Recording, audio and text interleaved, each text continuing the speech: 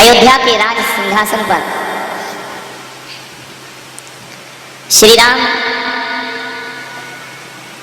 रानी सीता सहित विराजमान है। लक्ष्मण साथ हैं, भरत शत्रुघ्न भी है। लंका को जीतकर सीता को वापस लेकर प्रभु राम अयोध्या पधारे। बरसों से जो अयोध्या राम राज्य का सपना देख रही थी वह पूर्ण हुआ। राम जी बैठे हैं, इतने में उस सभा में हनुमान का आना हुआ और जैसे ही हनुमान आए और उन्होंने श्री राम के चरणों में अपना शीश रख दिया और जैसे ही शीश रखा तो हनुमान के शीश पर राम ने अपना आशीष रख दिया। ध्यान रखना, शीश झुकेगा तो आशीष जरूर मिलेगा। जो झुकते हैं उन्हें आशीर्वाद मिला करता है, जो झुकते हैं उन्हें दुआएं मिला करती हैं और जो झुककर जीना जानते हैं उन्हें दुनिया की सारी संपदाएं प्राप्त हो जाया करती हैं। जो अकड़ के जीते हैं उन्हें दुनिया में कुछ भी प्राप्त नहीं होता है। इसलिए आपसे कह रहा हूं कि झुककर जियो और जो झुकेगा उसे इंसान तो क्या परमात्मा भी प्रेम उसे करने लगता है। ऐसा कोई धर्म ना होगा, ऐसा कोई संप्रदाय या मजहब ना होगा जिसमें उसके आराध्य को झुकने की कला ना सिखाई गई हो। जैन धर्म है तो वहां भी झुकते हैं, हिंदू धर्म है तो वहां भी झुकते हैं, और तो और हर चीज इस्लाम की हिंदुओं से विपरीत हो सकती है, लेकिन झुकने की कला तो जो हिंदुओं की है वही मुसलमान की हुआ करती है, वही ईसाई की हुआ करती है, वही जैन की होती है, वही बौद्ध की होती है। झुकना सबसे ज्यादा महत्वपूर्ण है। झुकेगा वही जिसमें जान है और अकड़ मुर्दे की खास पहचान है। मुर्दा अकड़ता है, जिंदा आदमी ही झुककर जीना चाहिए। ये रीढ़ की हड्डियों की जो बीमारी लग रही है ना, ये झुकना तुमने बंद कर दिया है। स्लिप डिस्क हो रही है, ये झुकना तुमने बंद कर दिया है। अकड़ के जीते हो इसलिए हमेशा बीमार। थोड़ा सा शरीर को लचीला बनाओ। जो बड़ों के सामने झुकता है ये मान करके चलना कि झुकना भी हड्डियों को थोड़ा कोमल करता है। झुकोगे तो कमर में दर्द कभी नहीं होगा।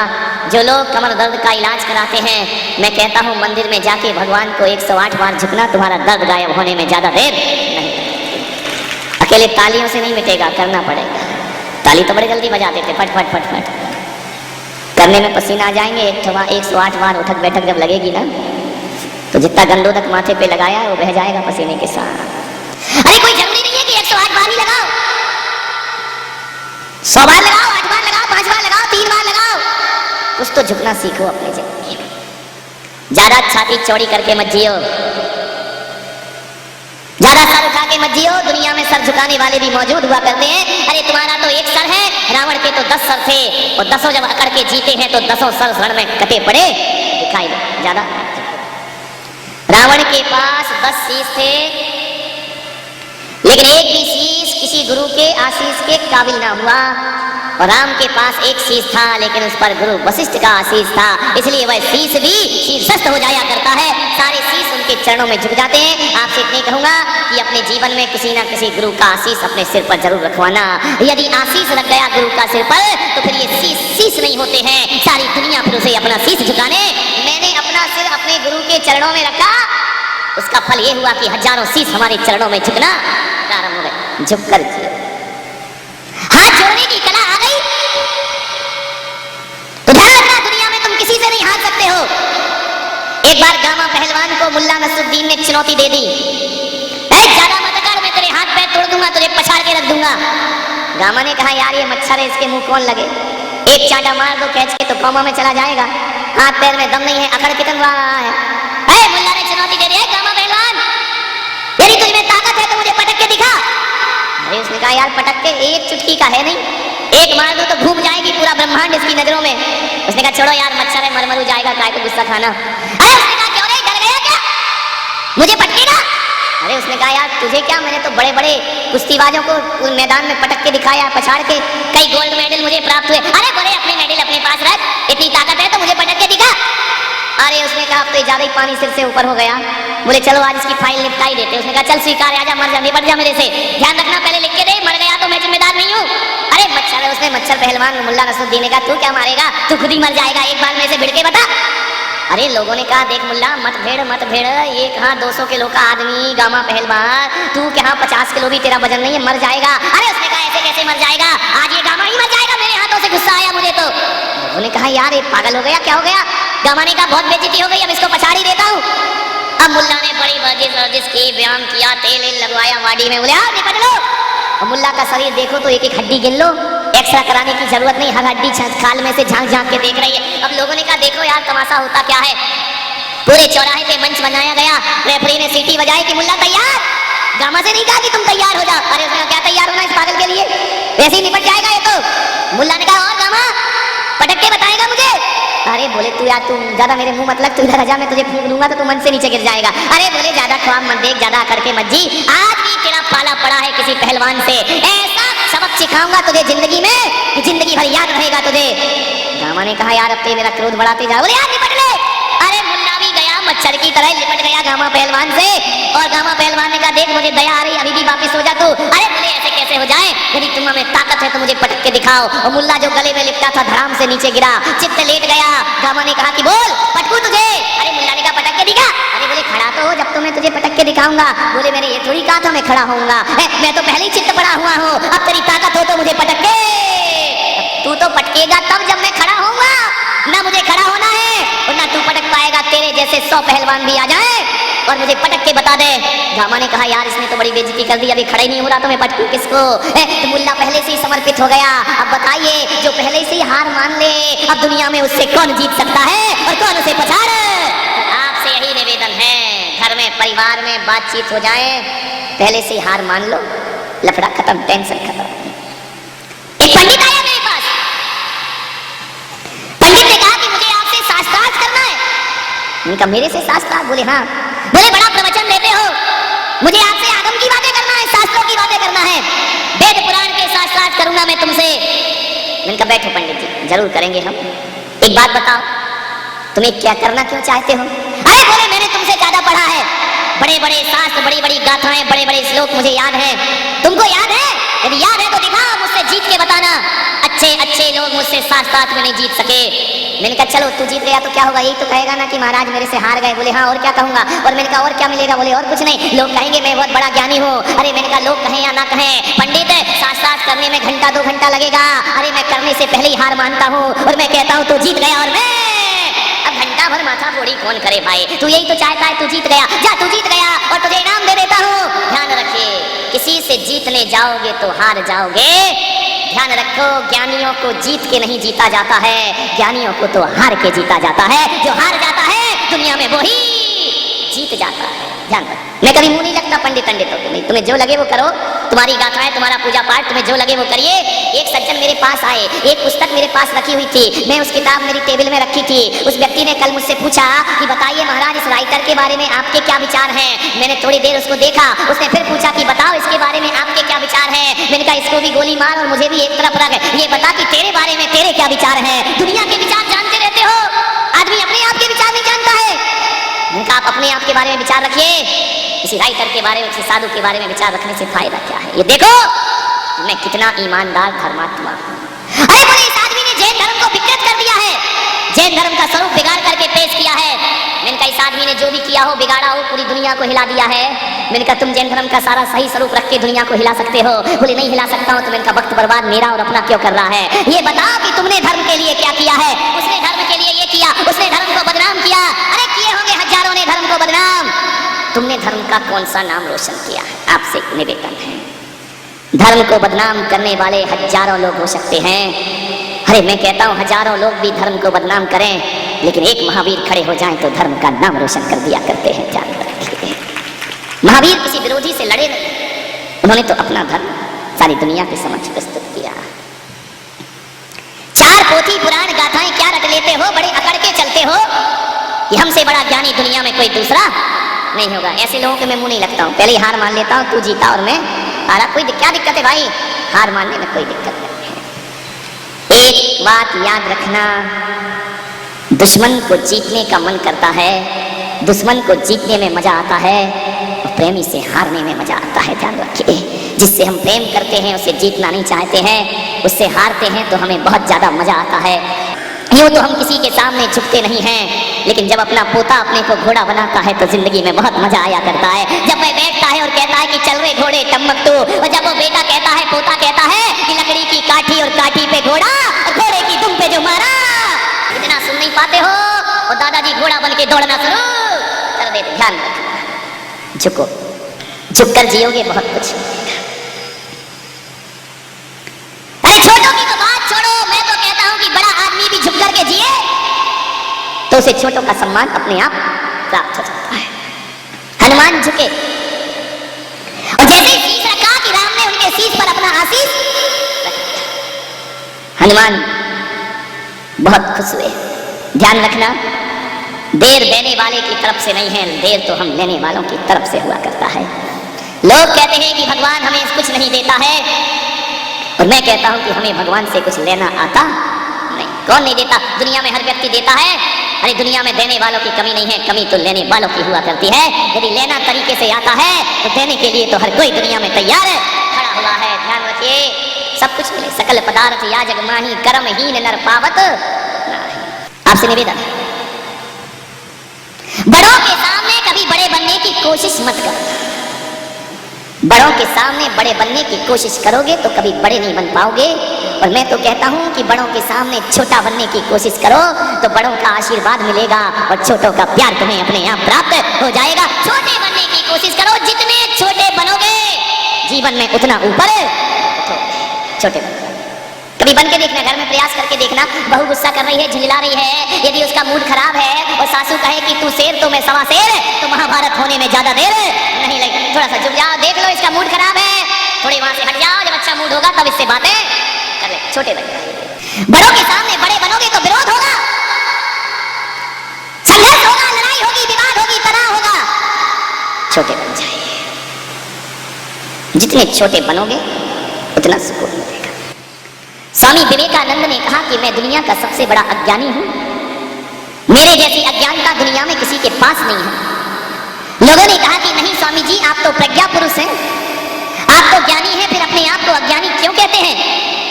मालूम है, स्वामी विवेकानंद ने कहा कि जो ज्ञानी होता है वही अपने को अज्ञानी कहता है, और जो अज्ञानी होता है वो अपने को ज्ञानी होने का ढिंढोरा पीटते रहता है। जो छोटा होता है, जो बड़ा होता है, वही अपने को छोटा कहता है। छोटे बनने की कला सीखो।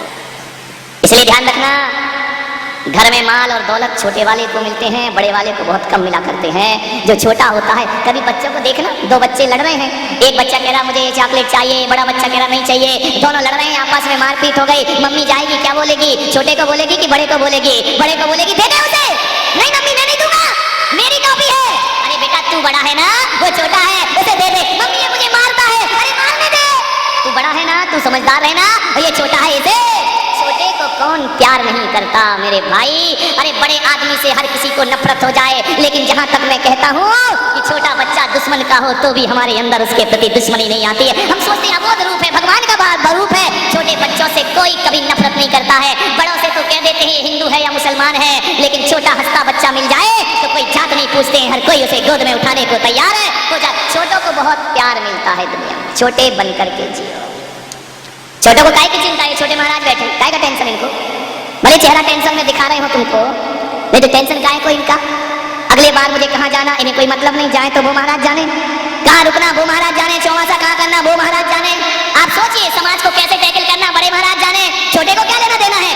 बड़ा पंडाल है तो बड़े महाराज जाने, और छोटा पंडाल है तो छोटे महाराज जाने। अपने को तो जहाँ वो है वहाँ रहना है, हर हाल में मस्त है। ध्यान, सारी हेडिंग मेरे सिर पे है, इनका कोई टेंशन नहीं, ध्यान रखना। जो कुछ करना है वो जाने। बड़े बनना बहुत बुरी चीज है, ज्यादा बड़े बनने की कोशिश मत करो। बड़ा बनोगे तो बहुत दिक्कत होती है। कभी तुमने बड़ा खाया? नहीं खाया। अब देखो दुनिया में होता इतना छोटा है, कहलाता क्या है? बड़ा। दही बड़े को देखना, दही बड़े से बड़ा तरबूज होता है, दही बड़े से बड़ा कद्दू होता है, दही बड़े से बड़ी लौकी होती है, अरे पूरी बड़ी होती है, पराठा बड़ा होता है, रोटी बड़ी होती है। लेकिन आज तक किसी ने रोटी को बड़ा नहीं कहा, आज तक किसी ने पराठे को बड़ा नहीं कहा। और जो इतना सा होता है वो क्या कहलाता है? बड़ा कहलाता। मैंने सोचा यार इतने से को बड़ा कह रहे हैं, लौकी इतनी बड़ी, कद्दू इतना बड़ा, इतने से को बड़ा कहा जाता है। मैंने एक दिन पूछा क्यों रे तू बड़ा कैसे हो गया? बस बोले महाराज हो गया बड़ा। मैंने कहा छोटा है, बड़ा कहलाता है। अब चौके में आते बोले एक जग पानी लेकर के आओ। अब 2 लोटा पानी तो उसमें आता नहीं है, नाम रख दिया जग। अब जग में तो पूरी संसार की नदियां आ जाएंगी। कितना पानी पिया? बोले एक जग पानी पिया। वाह रे, तुम्हारी समझ में नहीं आता, तुम लोग बोलते क्या और होता। इतना सा का है उसको बड़ा कहते। मैंने कहा क्यों रे बड़े, तुझे बड़ा क्यों कहा जाता है, तू छोटा क्यों नहीं कहलाता है? बोले महाराज ये बड़ा बनने के लिए मैंने देखा, कद्दू बड़ा बना तो उसे किसी ने बड़ा नहीं कहा, तरबूज बड़ा बना तो उसे किसी ने बड़ा नहीं कहा, और मैं जितना छोटा हुआ दुनिया ने मुझे उतना बड़ा कहना प्रारंभ कर दिया। इसलिए आपसे कहता हूँ जितने छोटे बनोगे उतने बड़े। मैंने कहा यार तू छोटा कैसे बना?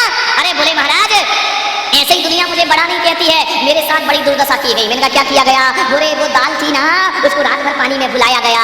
अच्छा बोले बड़ी सिकड़ी सिकड़ी थी, पानी में डाला गया, बड़ी फूल गई अहंकार में, इतनी मोटी हो गई।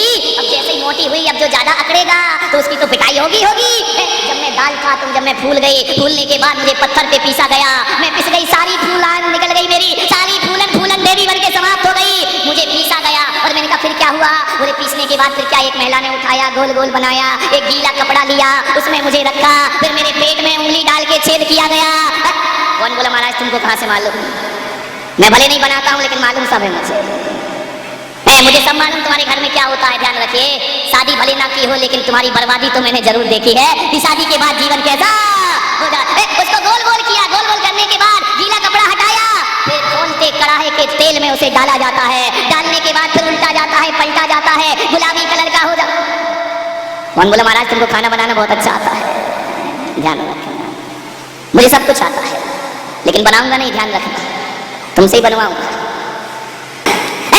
ऊपर नीचे किया गया। बोले महाराज खोलते तेल में मुझे नचाया जाता है, और नचने के बाद भी अभी मेरी कोई दशा नहीं सुधरी है। फिर निकाला जाता है एक झाड़े से, निकालने के बाद फिर मुझे दही के एक कुंड में डाल दिया जाता है, तब मुझे लोग दही बड़ा कह करके बुलाते हैं। उस दिन मुझे समझ में आया कि तू इसलिए बड़ा नहीं है कि कड़ाहे में उबाला गया, अरे बड़ा तू दही के चरणों में पड़ा इसलिए तू कहला गया दही।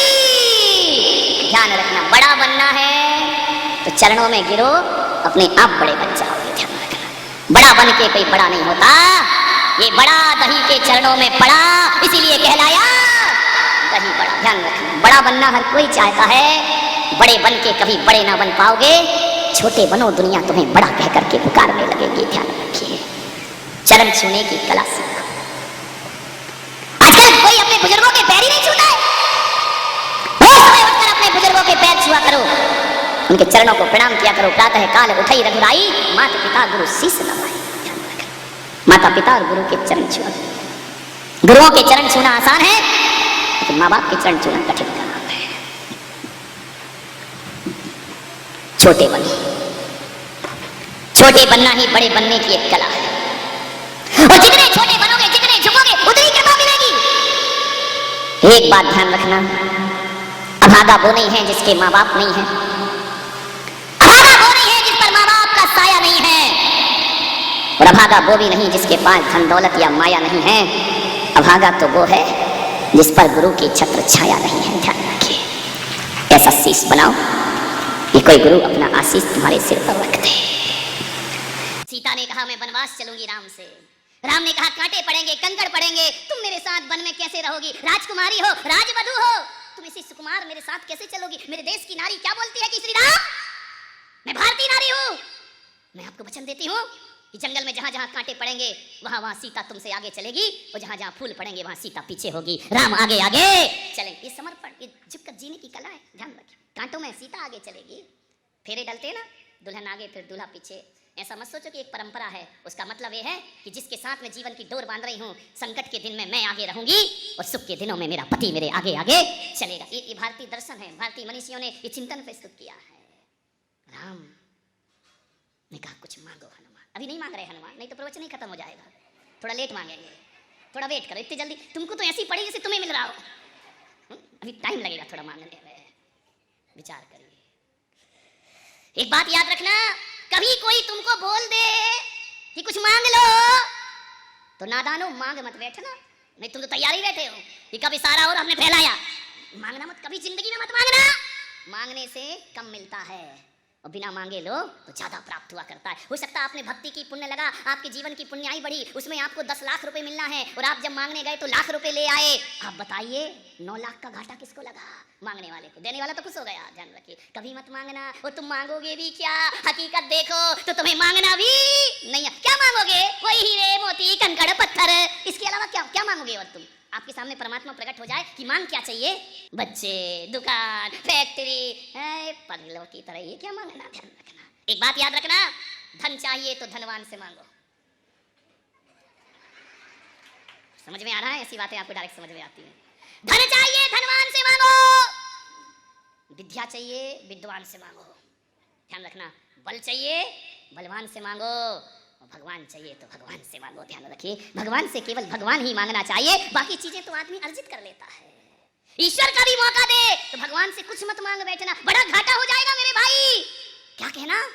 हे प्रभु, राजी हैं हम उसी में जिसमें तेरी रजा है, यहाँ यूं भी वाह वाह है, यहाँ त्यों भी वाह वाह, जो तेरे देना है दे दे। राम ने कहा हनुमान दिलवा दूं कि और लंबा चलो? कौन बोला महाराज लेना देना राम हनुमान को, हमको तो घर जाना है। ध्यान रखिए, राम ने कहा हनुमान मांगो। हनुमान ने कहा प्रभु इतनी जिद कर रहे हो? ध्यान रखना, क्या जीवन है? राम जिद कर करके दे रहे हैं और तुम राम से जिद कर करके ले रहे हो। हनुमान ने कहा नहीं मुझे नहीं चाहिए, जितना मना करो उतना मजा आता है। ध्यान रखना, निषेध में बड़ा आकर्षण होता है, जिस चीज को मना करो मन वहीं वहीं जाता है दौड़ करके। राम ने कहा कि हनुमान प्लीज मांग लो, इनको घर जाना है पूना वालों को। हनुमान ने कहा प्रभु जब इतनी जिद ही कर रहे हो तो जो तुम्हें देना हो वो। अरे राम ने कहा तुमने फिर मुझे चक्कर में डाल दिया। ध्यान रखना, यदि आप किसी से कहो कि तुम अपने मन से दे दो तो टेंशन में हम नहीं, वो होता है दें तो क्या दें। मेरे पास लोग आते हैं, महाराज हम जब बाहर से दर्शन करने आते हैं, महाराज को क्या दें? 1 घंटा तो उनका टेंशन ही चलता है, क्योंकि मुझे कुछ जरूरत ही नहीं। तुम तो कोई पेन ले आओगे, डायरी ले आओगे, घड़ी ले आओगे, डायरी और क्या लेकर के आओगे? आदमी सोचने में हैरान हो जाता है कि लेके जाऊं तो क्या जाऊं। किसी को कह देना तुम अपनी मर्जी से दे दो, अपन फ्री वो फंसा। अब वो रात दिन सोचती रहेगा क्या दूं क्या दूं क्या दूं। ध्यान रखिए, मांगना मत कभी जिंदगी में। मांगना मरने के समान हुआ करता है। ध्यान रखना, कभी नहीं मांगना, किसी से नहीं। पात्रता पैदा करना, मिल तो अपने आप जाएगा। ध्यान रखिए, हे प्रभु जो आपको देना है। अरे बोले फिर भी तुम्हारी कोई अर्जी तो लगाओ हनुमान, मैं राम तुमसे कह रहा हूं कोई अर्जी लगाओ। हनुमान भी बड़े होशियार थे, उन्होंने कहा प्रभु जो तुम्हारी मर्जी वही हमारी अर्जी। अरे हनुमान जी तुम बातों में उलझा रहे हो मुझे, देखो मांग लीजिए। राम ने कहा कि हनुमान कोई पद दे दूं तुमको? अरे बोले नहीं नहीं भगवान पद नहीं।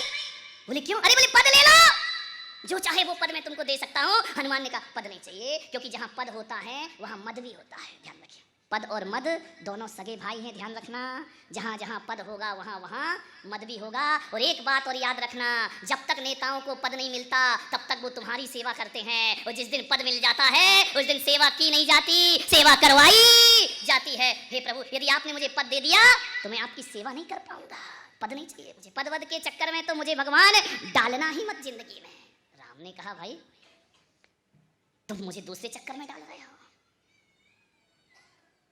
ध्यान रखना, जो सेवा बिना पद के की जाती है ना, वो सेवा बड़ी पवित्र सेवा हुआ करती है, जिसके बाद कोई याचना नहीं होती है।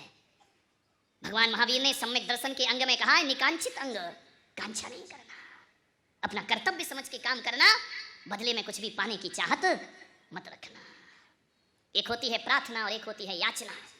आज मंदिरों में पुजारी कम भिखारी ज्यादा दिखते हैं। याचना करता है भिखारी और प्रार्थना करता है पुजारी। ध्यान रखना, दोनों में बड़ा अंतर होता है। याचना और प्रार्थना में इतना गहन अंतर है कि याचना वाला जाके भगवान से कहता है कि हे भगवान जो तूने छोड़ा है वो मुझे मिल जाए, और प्रार्थना वाला कहता है हे भगवान जो तूने पाया है वो मुझे प्राप्त हो जाए। ध्यान रखना, पुजारी कहता है कि तेरे जैसा पद मुझे प्राप्त हो जाए, मैं ईश्वर को प्राप्त कर लूं, और भिखारी कहता है जो तूने छोड़ा है। जब मेरी दीक्षा हुई चकोर जी कानपुर में, मेरे आभूषण मेरे वस्त्र उतार के फिकाए गए, ऐसा नजारा मैंने देखा, मुझे हंसी आई अपनी दीक्षा में कि मैं तो कपड़े उतार उतार के फेंक रहा हूँ, पब्लिक लूट लूट के परेशान है। पब्लिक कह रही महाराज की अंगूठी मिल गई, कोई कह रहा चेन मिल गई, कोई कह रहा कपड़े मिल गए। वाह रे जीवन। मैंने कहा क्या देखने आए हो तुम?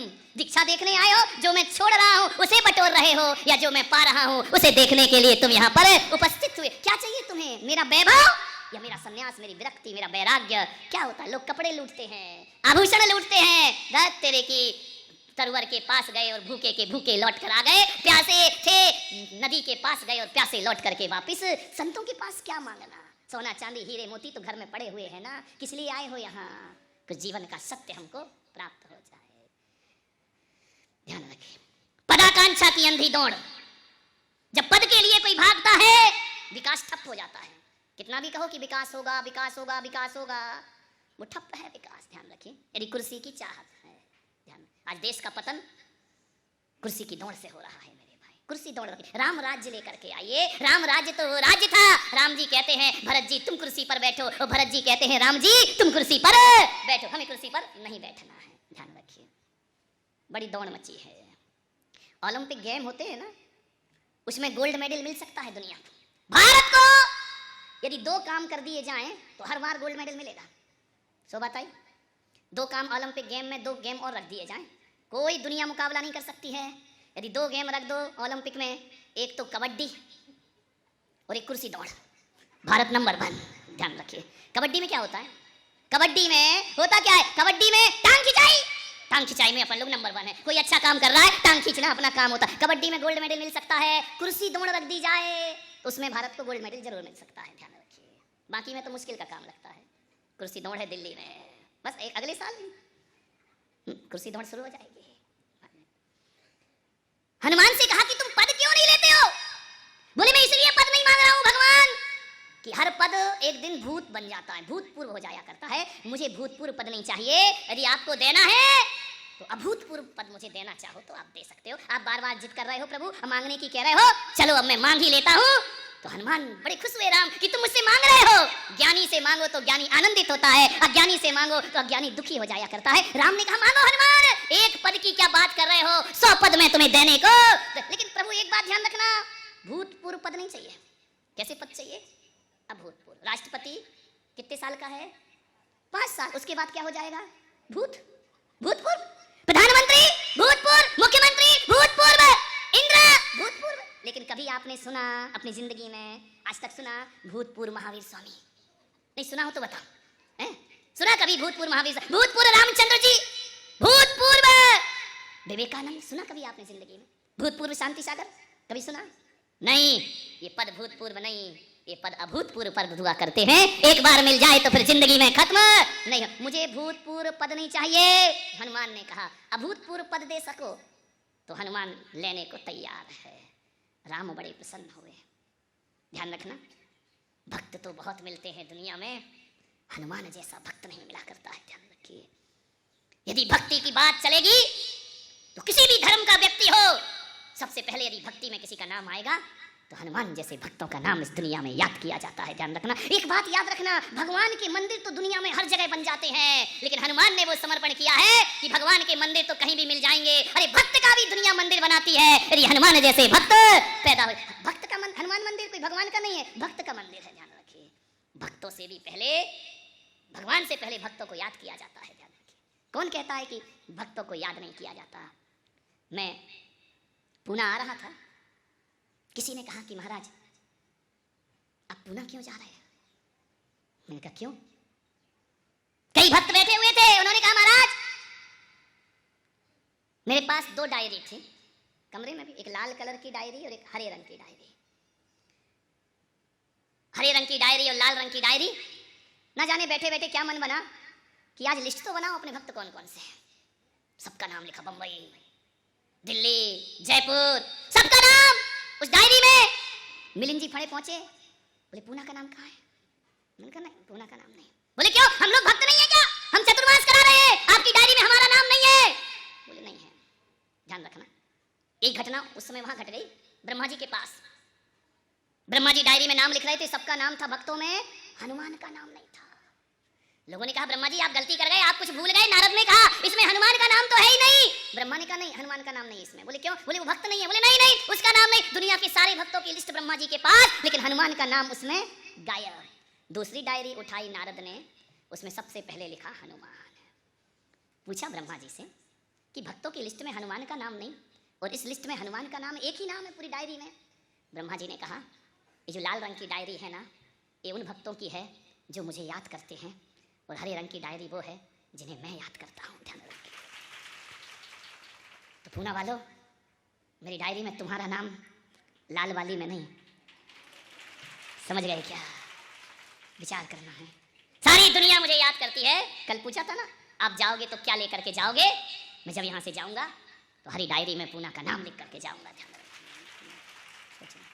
हनुमान भक्त दुनिया में बहुत हैं। अरे सारे भक्त राम को याद करते हैं, लेकिन हनुमान तुम ऐसे भक्त हो कि जब भी बुरा दिन आता है स्वयं भगवान तुम्हारा नाम याद किया। लक्ष्मण को शक्ति लगी, हनुमान को याद किया गया। लंका को पार करना है, समुद्र को, हनुमान को याद किया गया। अरे सारी दुनिया भगवान को याद करती है, लेकिन हनुमान ऐसे थे जिसे भगवान याद करते। ऐसा जीवन बनाओ। ये हकीकत में भक्ति है कि भक्त तुम्हें याद करें भगवान। ध्यान रखिए।